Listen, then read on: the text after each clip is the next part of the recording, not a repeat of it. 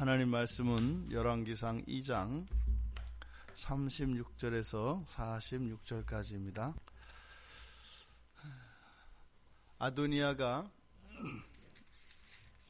처형되고 난 뒤에 제사장 아비아달이 면직되었고 고향으로 돌려보내졌습니다. 그 사건에 대한 소식을 듣고 총사령관이었던 요압이 신변의 위협을 느끼고 하나님의 전에 들어가 제단 뿔을 붙잡고 구원을 호소합니다.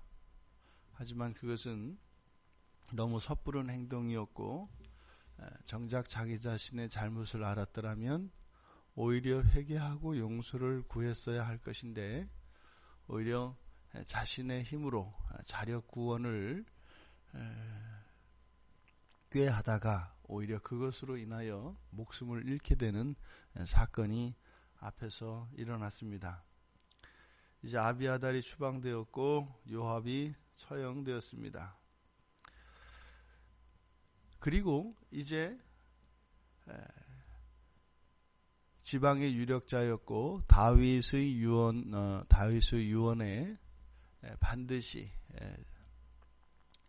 나라의 안정을 위해서 또 솔로몬의 통치를 위해서 언제 어떻게 변할지 모르는 당시에 지방의 유력자였던 시므이를 반드시 죽여 없애도록 유언하였던 그 시므이, 이제 시므이를 왕이 불러서 그를 불렀다고 이야기합니다. 그래서 아버지 다윗 왕의 명령을 따라서 유언을 따라서 그를 직접 해야 한 것이 아니라 그를 예루살렘 안에 거주하도록 합니다. 그러니까 일단 기회가 주어졌습니다.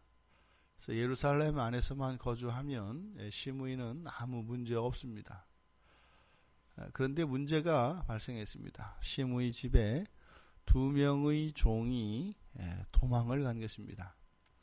그때 당시에 주인의 소유로 되어 있는 이 종이 달아난 문제는 굉장히 그 가정 안에서는 중요한 문제입니다. 이것은 다른 종들에게도 이것은 도망을 하거나 또 그 집 안에서의 어떤 질서를 흐트르는 굉장히 중요한 일이기 때문에 이것은 관용을 베풀고 이렇게 할 수 있는 그런 일이 아니었습니다.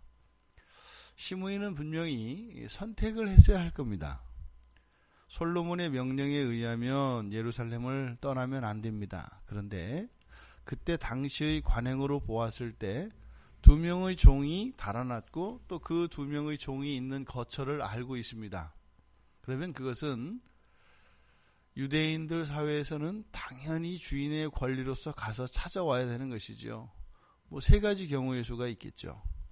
완전히 솔로몬의 명령이 이 경우에는 예외다. 왜냐하면 당연히 종을 찾아오는 것이 당연한 것이기 때문에 그렇게 생각할 수가 있고, 또 하나는 솔로몬의 명령보다 지금 자신의 잃어버린 2 종을 찾아야 되겠다고 하는 그 일념으로 그냥 갔을 수도 있습니다. 또 하나는 이 둘 사이에서 갈등을 했을 것입니다. 그런데 아마 이 시므이의 입장이, 시므이라고 하는 사람 자체가 굉장히 현실적이고 어떻게 보면 이렇게 일관된 그런 지조를 가진 그런 사람은 아니기 때문에 분명히 저울질을 했을 가능성이 많습니다. 그래서 이 2 종을 찾아오는 일을 하지 않았을 경우 자기 집안에 일어나게 될 어떤 재산적 손실과 또 그런 다른 종들을 부리는 데 있어서 생기게 될 여러 가지 부작용들, 이런 것들을 생각했을 것이고, 또 한편으로는 솔로몬이 자신에게 내렸던 그 명령에 대해서 생각을 했을 겁니다. 그런데 지금 성경은 뭐라고 했냐면 날이 오래도록 예루살렘에 머물렀다. 38절에서. 그런데 39절에서 그것이 3년의 기간이었다라고 얘기를 합니다. 그러니까 이 3년의 기간 예루살렘에 머문 것이 시므이 생각에는 어떤 것이에요? 오래된 겁니다. 그러니까 충분히 솔로몬의 명령에 자신이 순종하고 있다는 것을 납득할 만하겠다라고 하는 생각이 있었던 것이고, 또 이것은 적극적으로 솔로몬의 명령을 어긴 것이 아니라 당시의 관습을 따랐다라고 생각을 했던 것 같습니다. 그래서 결국 시므이는 솔로몬의 명령을 어기고 기드론 골짜기를 넘어서 기드론 시내를 넘어서 두 종을 찾아가지고 옵니다. 그런데 이 이야기가 솔로몬에게 보고가 되죠. 그러면 이제 솔로몬은 자신의 명령을 어겼기 때문에 시므이를 죽일 수 있는 정당한 명분을 얻게 된 것입니다. 그래서 그 이후에 이제는 42절에서 46절까지는 그런 시므이에 대한 솔로몬의 그런 판결, 그리고 그 결과를 기록하고 있습니다. 그런데 그 시므이의 죽음은 그가 죽은지라 이에 나라가 솔로몬의 손에서 견고하여지니라. 그가 죽었는데 나라가 견고해집니다. 그의 삶은 나라의 견고함에 방해가 된다는 이야기죠. 이것이 죄인들의 현재의 실존입니다. 죄인들의 실존은 살아있음이 누가 됩니다. 부모들에게 이런 악한 아들, 딸들은 부모의 명예를 더럽히고 오히려 그 악한 자녀들의 행실로 인해서 오히려 부모들의 가슴은 멍이 들기 때문에 오히려 살아있는 것이 누가 될 수 있습니다. 평화가 올 수 있습니다. 그런데 오늘 우리가 이 본문을 통해서 제한적인 용서 아래 있는 구약에서의 상황과 예수 그리스도의 십자가 대속 이후에 드러난 완전한 구원의 계시 이후를 살아가는 우리들을 비교할 수 있을 것 같습니다. 지금 여기서 시므이를 죽이도록 한 판결문 이후에 그렇게 되고 나서 오히려 솔로몬은 어떻게 됐다고요? 45절에 보니까 그러나 솔로몬 왕은 복을 받고 다윗의 왕위는 영원히 여호와 앞에서 견고히 서리라. 여기서 지금 솔로몬과 이 시므이는 왕과 또 그의 백성으로서, 또 시므이의 입장은 구약의 율법 아래 놓인 백성들의 제한적인 용서와 또 신약의 무한한 용서 아래 있는 이 솔로몬 둘로 우리가 비교해 볼 수가 있습니다. 시므이가 용서를 받았습니다. 그런데 무엇이에요? 조건이 있는 용서입니다. 예루살렘 안에 있어야 한다 이 말입니다. 구약에도 하나님의 은혜가 나타나고 하나님의 사랑이 나타나고 하나님의 용서가 나타납니다. 그런데요, 거기에는 조건이 붙습니다. 그래서 항상 구약에서 나타나는 이 축복과 저주의 말씀들은 무엇 하면 무엇 하리라 라고 하는 조건문의 형태로 나타납니다. 근데 그때 무엇 하면 이라고 하는 것은 행위를 동반하고 또 그것을 충족시켜야 합니다. 그런데 신약에서 나타나는 무엇 하면 무엇 하리라, 내가 나를 믿으면, 예수 그리스도를 믿으면 너와 내 집이 구원을 얻으리라 할 때 이 믿는다는 것이 행위로서 조건으로 나타나는 것이 아니라 이것은 하나님의 전적인 은혜입니다. 이 솔로몬의 경우에는 성경에서 이야기하는 것과 같이 복을 받고 영원히 여호와 앞에 견고하게 서게 됩니다. 이것이 그리스도인들의 구약 백성들에 대한 우위라면 우위입니다. 그런데 사실은 이러한 원리는 신약은 그렇고 구약은 그렇지 않고 이런 개념이 아니지요. 구약에서는 그것을 완전히 다 알 수 없었다는 의미입니다. 동일합니다. 그러니 시므이가 죽었을 때 나라가 견고해진다는 것과 같이 이것은 반비례하는 것과 같이 제시되어집니다. 하지만 솔로몬은요, 어떻게 해요? 솔로몬뿐만 아니라 그 나라가 함께 견고하여진다고 합니다. 이것이 예수 그리스도 안에 있는 이들에게 주어진 놀라운 축복이며 놀라운 권세인 것입니다. 그리스도께서 완전한 순종으로,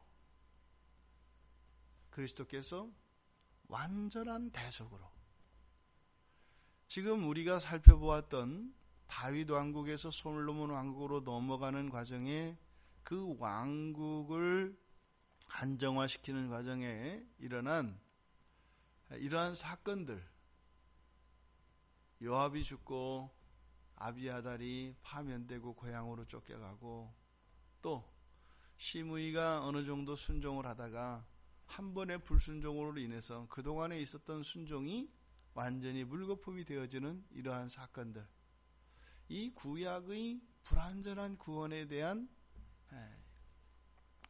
이러한 생각들,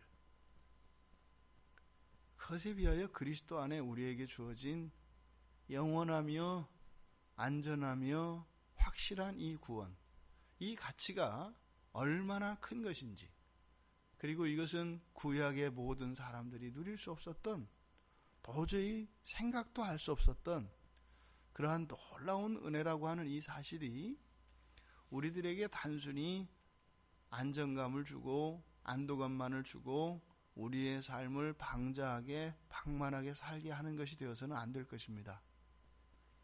그 큰 은혜에 대하여 감사하며 우리를 구원하여 주시고 우리를 용서하시고 우리를 참아주시고 우리를 사랑하시는 그 하나님의 원리를 따라 우리 또한 그렇게 살고자 애쓰며 살고자 하되 살 수 없는 우리들의 한계를 깨닫고 늘상 주님께 은혜를 구하며 의지하며 그렇게 살고자 몸부림칠 때 지나온 우리의 인생의 뒤안길이 그리스도를 닮아가며 그리스도께로 더욱 가까이 가고 있다고 하는 그 사실이 우리들에게 기쁨과 만족이 되며 또 앞날의 우리의 삶에 대한 소망이 되어질 것입니다.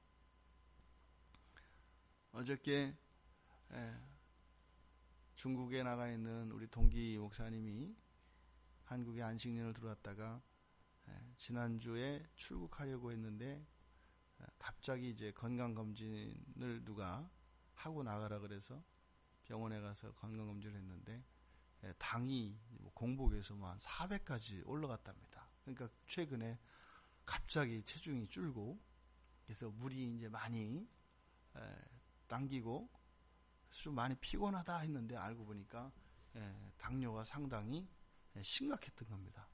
그래서 이제 부랴부랴 이제 입원을 하고 그렇게 해서 일단 안정을 시키고 그렇게 해서 이제 출국을 하게 됐습니다. 근데 그때 이제 동기 목사님들이 같이 모여서 격려도 하고 기도도 하고 또 이제 오랜만에 어쨌든 회포도 풀고 이제 그런 시간을 가졌습니다. 그런데 한 목사님이 그 얘기를 해요. 존경하는 어떤 목사님이 있는데 성격도 급하시고 뭐 아주 보통 분이 아니신데 그분을 늘 가서 찾아뵙는 이유가 매년 달라진다는 겁니다. 매년. 그러니까 한 해 한 해 갈 때마다 이렇게 그리스도 앞으로 나아가는 말씀 앞에 굴복하며 그 말씀에 의해서 그분 안에 일어나는 그런 본성의 변화가 역력하게 나타난다는 겁니다.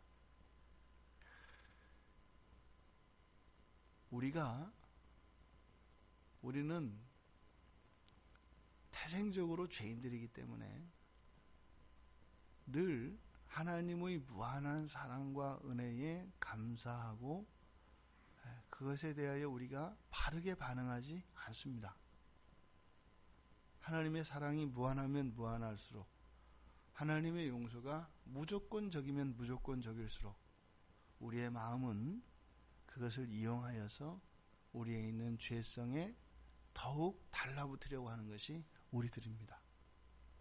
용서받고 난 이후에도 우리는 주님이 오실 때까지는 여전히 그럴 수밖에 없습니다.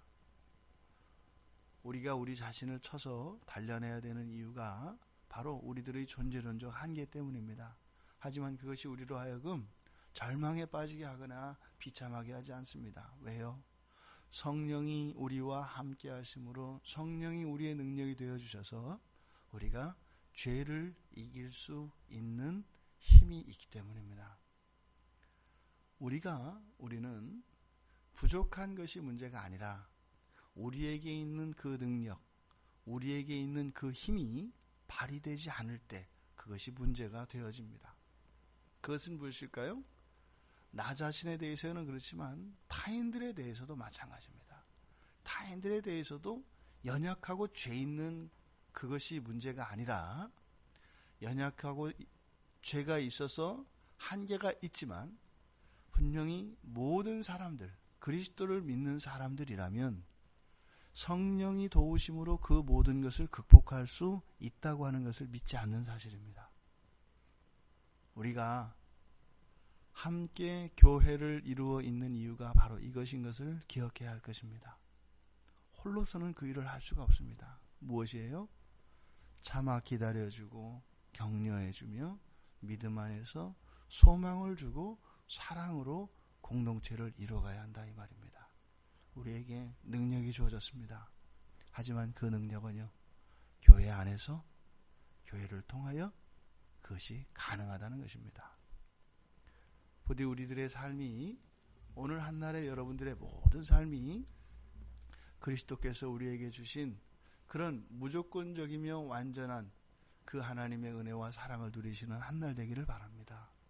이렇게 시므이와 같이 이러하면 누리는 구원과 그런 평안이 아니라, 그러함에도 우리가 우리의 죄를 알매도 하나님은 참아 기다려주고 용서해 주시는, 그리고 나도 믿지 못하는 나 자신을 절대적으로 신뢰해 주시는 우리 하나님의 그 마음을 알아 그 마음과 그 은혜에 마땅한 삶을 살아내는 오늘 한날이 되기를 주님의 이름으로 축원드립니다.